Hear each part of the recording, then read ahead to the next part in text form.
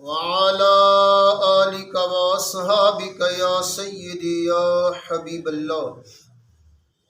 بسم الله الرحمن الرحيم. عن انس رضی اللہ تعالی عنہ قال لم يكن احد اشبه بالنبي صلی اللہ علیہ وآلہ وسلم من الحسن بن علی رضی اللہ تعالی عنہ. رواہ بخاری.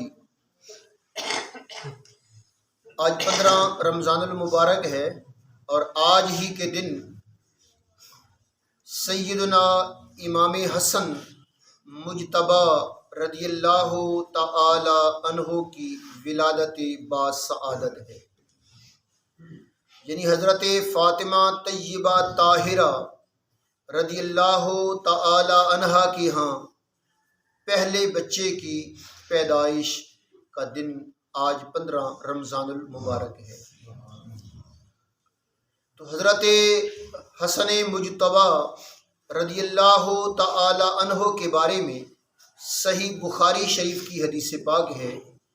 حضرت انس بن مالک رضی اللہ تعالی عنہ سے روایت ہے، کہتے ہیں لم یکن احد اشبہ بالنبی صلی اللہ علیہ وآلہ وسلم من الحسن بن علی رضی اللہ عنہما. حضرت حسن بن علی رضی اللہ عنہما سے زیادہ رسول کریم صلی اللہ علیہ وآلہ وسلم کے مشابہ کوئی شخص بھی نہیں تھا. یعنی حضرت حسن بن علی رضی اللہ تعالی عنہ نبی کریم رؤوف الرحیم علیہ الصلوۃ والتسلیم کی مشابہ تھی. حضرت ابو جحیفہ رضی اللہ تعالی عنہ سے روایت ہے رأیت النبی صلی اللہ علیہ وسلم، میں نے نبی کریم علیہ الصلوۃ والسلام کو دیکھا اور حضرت امام حسن رضی اللہ تعالی عنہ نبی کریم رؤوف الرحیم علیہ الصلوۃ والتسلیم کے مشابہ تھی.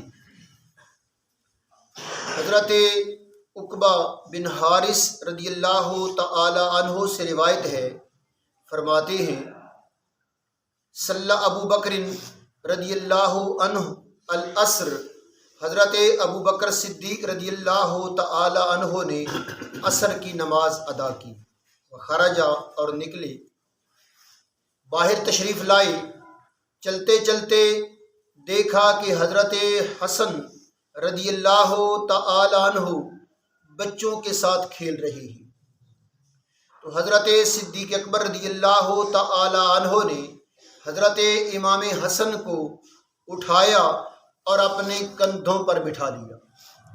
صدیق اکبر رضی اللہ تعالی عنہ عصر کی نماز کے بعد باہر تشریف لائے.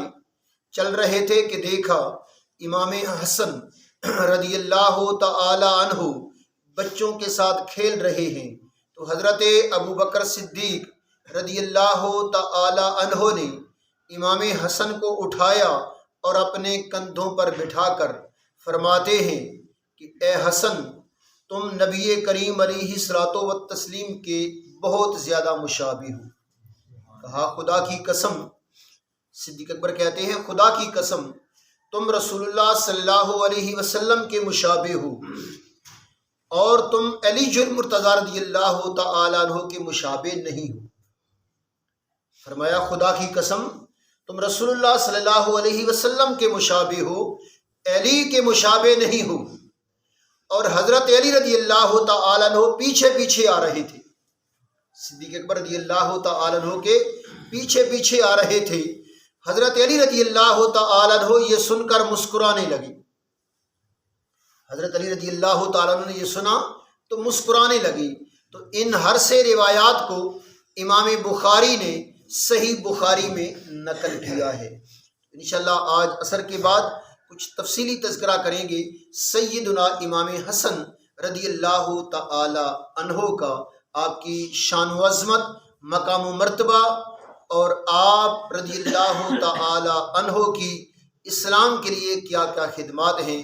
دعا ہے اللہ رب العزت پیارے محبوب علیہ الصلوۃ والسلام کے صدقے آپ علیہ السلام کے نواسوں سے اس طرح پیار کرنے کی توفیق عطا فرمائی جیسا کہ رسول کریم علیہ الصلوۃ والسلام کی منشا تھی اور آپ علیہ السلام کا فرمان تھا۔